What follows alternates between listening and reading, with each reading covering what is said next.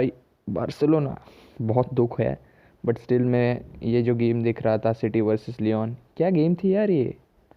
मतलब Pep Guardiola का दिमाग कहाँ पे चल रहा है यार आजकल, भाई ध्यान नहीं दे रहा पेप गार्डियोला सिटी पे। क्या चल रहा है भाई, क्या चल रहा है सिटी में। Let's jump into the some tactical shit right now, क्योंकि ये गेम बहुत ही ज़्यादा तगड़ा गेम है और लियोन से ये एक्सपेक्ट भी नहीं था भाई, किस तरह से ये चल रहा है। तो भाई मैं मेन फेज़ की बात करूँगा यहाँ पे, डायरेक्टली घुसता हूँ 4-4-3 अपनी सिटी की। जो भाई सिटी का फिलोसोफर कौन है, पेप गार्डियोला ना। तो उसकी फिलोसॉफी है बॉल रखना। एक्चुअली में बॉल आए तो पोजीशन रखो, बॉल को घुमाओ, घुमा के मारो, बट नहीं यार, नहीं। सिटी हमेशा बैक थ्री से बिल्डअप करती है। फर्स्ट हाफ में देखा गया, अब देखो मैं फर्स्ट हाफ में तुम्हें क्लैरिफाई करता हूँ थोड़ा सा, कि लियोन ना मिड ब्लॉक प्रेस कर रहा था बहुत ज़्यादा, सेंटर में बहुत ज़्यादा कॉम्पैक्ट। तो जनरल अप्रोच थी उनकी 2-5-3 की डिफेंडिंग, और प्रेस करते समय 3-5-2 से प्रेस करेंगे बहुत गंदी तरह से। मतलब ठीक है, कॉन्जर्वेटिवली थी इतनी हाई, ठीक है। सिटी ज़्यादा हाई लाइन खेल रही थी। अगर हम बात करें अभी तो डिब्रोयना की बात करते, पहले डिब्रोयना ड्रॉप करता है राइट साइड में फर्नांडिनियो से बॉल पिकअप करने के लिए, पासेस पिक करने के लिए। बट भाई ये लियोन के नंबर 8 भाई, जो ये बैक थ्री वाली टीमें होती ना, मैं बोल रहा हूँ भाई भाई भाई बहुत खतरनाक, बहुत खतरनाक। ये बैक थ्री, ये मिडफील्ड की इतनी कमी नहीं थी लियोन की, जहाँ पे डिब्रोइने के पासेस कट ऑफ करे जा रहे हैं लियोन के नंबर 8 से पूरी तरह से। वो कौन था यार, वो बंदा मैन ऑफ द मैच होगा यार। ये डिम्बेले को तो बिना बात के हाइप मिल गई है, बट ये number 8 should be hyped up, क्योंकि भाई ये बंदे ने पूरी मैच में जो तगड़ा काम करा है ना, मैंने पूरी मैच 2 बार देखी है, इसकी वजह से बोल रहा हूँ। और भाई पासेस कट ऑफ कर रहा है डिब्रोइनो, जब भी ड्रॉप कर रहा है उसको मार्किंग चालू थी फर्नांडिनो से।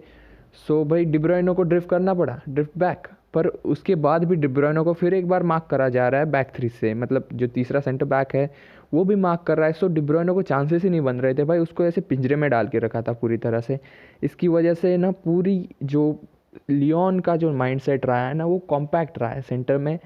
और फिर सिटी को क्या यार, सिटी के पास कोई ऑप्शन नहीं था, क्योंकि वो राइट हैंड में साथ ज़्यादा खेलना पसंद करते हैं आई गेस सो। बट यार राइट हैंड साइड में कौन ऑप्शन है, काइल वॉकर हाई पुश कर रहा है वहाँ पे, बट कोई ऑप्शन नहीं। काइल वॉकर को अपोजिशन लेफ्ट बैक, यानी कौन था वो, मार्शल था शायद, या मार्शल था आई गेस, जो वो भी उस पर पूरी तरह से हाईली पुश कर रहा है भाई।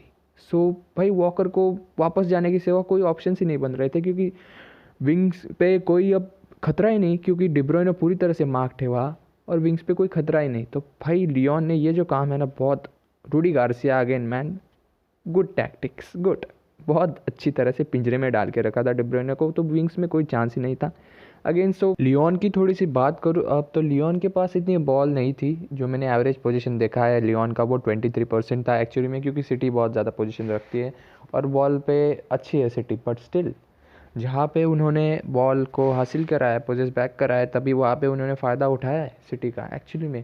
क्योंकि लियोन की बहुत ही ना सिंपल अप्रोच थी, क्योंकि सिटी बहुत ज़्यादा हाई लाइन खेल रही थी, मैंने पहले भी बोल चुका हूँ ये बात। सो क्या करा लियोन ने, कि हम किस तरह से कैपिटलाइज कर सकते हैं सिटी की हाई लाइन को।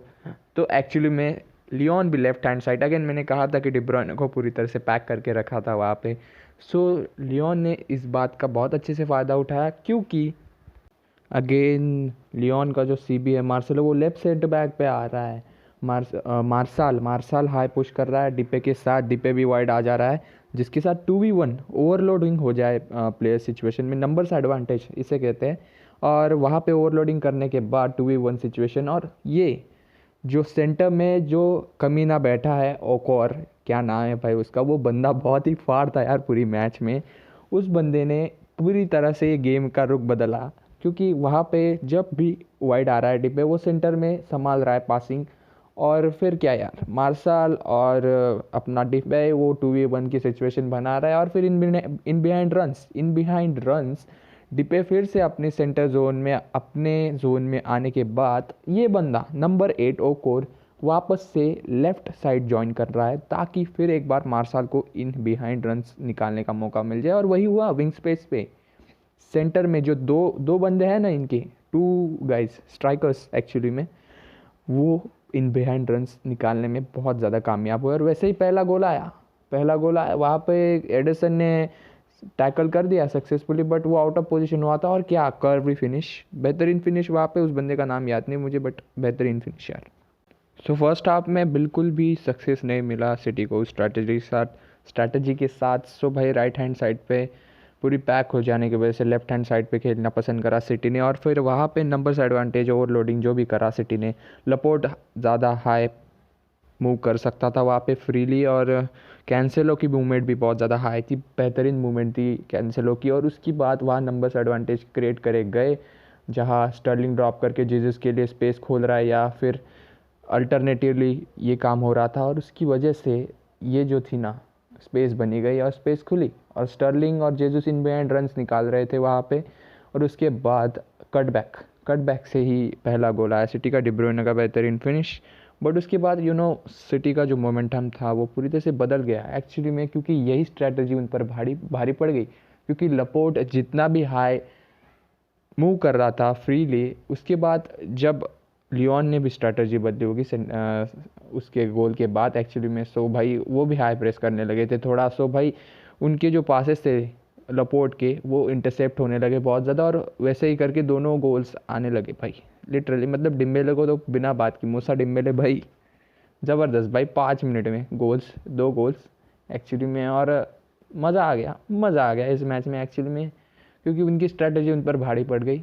इंटरसेप्शंस हो रहे थे उनके पासेस, और फिर भाई पूरी तरह से मचा दिया लियोन ने actually. Respect to farmers league, और दोनों यार, मैं कुछ नहीं बोलना चाहता, मैं किसी भी बात पे ज़्यादा नहीं बोलूँगा, क्योंकि हमारी टीम ने सफ़र करा, और ये टीम्स अंडरडॉग्स एक्चुअली कैपिटलाइज कर रहे हैं बड़ी टीम्स पे। सो ये साल बहुत ही ख़राब है, बहुत ही अजीब सा साल है। और भाई अब मुझे शायद होप है कि लियोन या लीप्जिग ना जीत जाए भाई चैम्पियंस लीग, ज़्यादा चांसेस नहीं क्योंकि बायर्न फाड़ है, बट स्टिल कुछ भी हो सकता है ये चैम्पियंस लीग में।